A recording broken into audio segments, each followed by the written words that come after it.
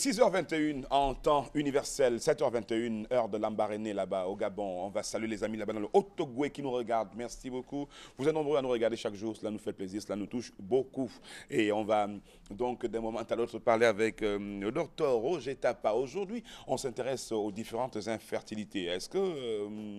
bon, enfin, je lui poserai la question puisqu'il est déjà sur le plateau de Canal Matin. Bonjour, docteur. Bonjour Jason, bonjour aux téléspectateurs de ce matin. C'est avec plaisir que nous parlons des infertilités ce matin, un sujet qui est préoccupant aussi bien pour les hommes que pour les femmes. Ah, justement, j'allais vous poser la question, qui est directement concerné par les infertilités? Donc c'est les deux, les hommes, les femmes. C'est les deux. Vous savez, Oui. dans nos sociétés traditionnelles, on ne parlait jamais d'infertilité chez la femme. C'était chez l'homme, pardon, chez l'homme. C'était Oui. connu que l'homme n'est jamais stérile, parce qu'il y avait des pratiques qui permettaient à la femme de procréer, même si l'homme n'y arrivait pas. Aujourd'hui, ce n'est plus un Mais c'était secret. des pratiques, docteur, qui étaient liées à toutes ces réalités animistes de cette époque-là. Voilà, c'était des des pratiques culturelles, des pratiques, des croyances qui permettaient de maintenir l'harmonie dans le couple et dans la société. Ça marchait quand même? Ça a marché pendant longtemps, puisque c'est des choses qu'on découvre quand on est déjà adulte, ainsi de suite.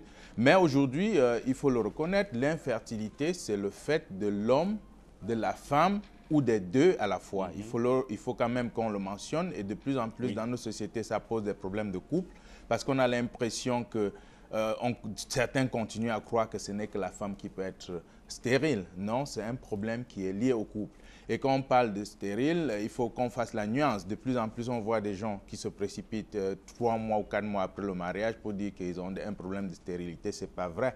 On parle d'infertilité ou de stérilité quand le couple, en vivant ensemble sur au moins 1 à 2 ans, a été incapable de concevoir malgré les efforts qu'ils ont consentis, c'est-à-dire qu'au moins 3 fois les rapports sexuels par semaine.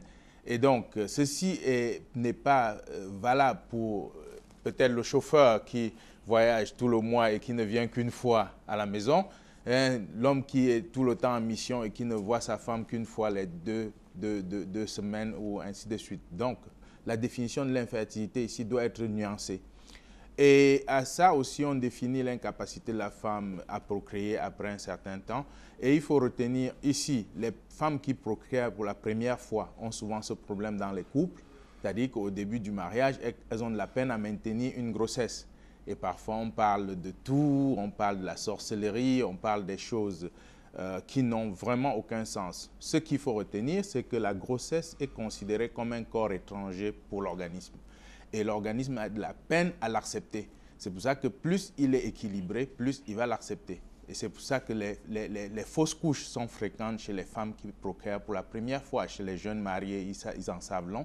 C'est parfois 2, 3 et plus d'expériences négatives avant la première grossesse. À partir de quel moment faut-il commencer à s'inquiéter, docteur? Il faut s'inquiéter à partir d'1 an. Généralement à partir d'1 an, quand on a rempli les conditions. C'est-à-dire rapport sexuel 3 fois au moins par semaine? Par semaine, oui. et régulier, et dans l'optique de concevoir. Parce que si vous faites vos rapports 3 fois par semaine en utilisant des contraceptifs ou des préservatifs, ça ne rentre pas en ligne de compte. Donc, il faut bien faire la nuance. Là, on part en mission. Voilà. On va en mission pour rechercher. Là, on se dit, bon, allez là, on se met au travail. Voilà. C'est un petit peu comme si on se mettait au travail. Tout à fait, C'est tout pour à ça fait. que les deux doivent se montrer totalement disponibles. Absolument, absolument disponible et prêt à y aller. Et on va parler Prêt à y suffisamment. aller, oui. Oui, parce qu'il faut préparer le corps à recevoir la grossesse. L'homme qui va procréer se prépare quelque part. La femme qui va procréer va se préparer également. Les carences ici jouent un rôle important. Il faut combler les carences avant la grossesse. Justement, Beaucoup de docteur, problèmes liés à la conception sont liés aux carences que nous subissons. Évoquons justement voilà, ces et ces carences dont on parle ces souvent. carences sont liées à notre alimentation. Ces carences sont souvent liées aux intoxications volontaires que nous faisons. Les alcooliques, les tabagiques et tout ça, il faut savoir que ça a un impact très négatif sur la contraception. Et les carences non seulement sont nutritionnelles, mais parfois naturelles chez certaines femmes. On peut parler des troubles des hormones, qu'on observe chez les femmes qui les empêchent de procréer, ou bien l'excès de certaines hormones comme la prolactine qu'on retrouve très souvent en cause. Et il faut combler ces carences quand on veut préparer un accouchement. Il faut rappeler, docteur, que ce n'est que l'ouverture de ce grand sujet qui va être abordé tout au long de cette semaine. Tout à fait. C'est un sujet assez large. Du moins, ce qu'il faut retenir, c'est que... Voilà, tout à fait. Et on reviendra certainement là-dessus. Oui. Qu'est-ce qu'il faut retenir quand même aujourd'hui, docteur? Ce qu'il faut retenir, c'est que l'infertilité, on peut avoir deux types. Il y a primaire, c'est-à-dire celle qui n'a jamais conçu, et secondaire chez ceux qui ont conçu avant.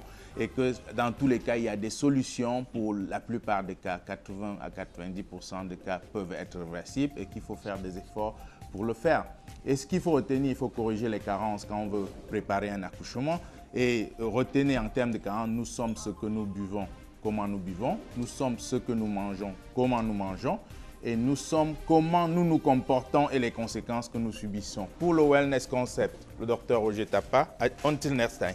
Merci, docteur Roger Tapan. On reparle donc prochainement de ces carences. Comment les compenser? Comment arriver quand même à se préparer justement à pouvoir, pourquoi pas, mettre une fécondation éventuelle. Merci beaucoup et très très bonne journée à vous, docteur Roger À vous Tapa. aussi, merci. Au revoir. Canal Matin dans un instant, la suite.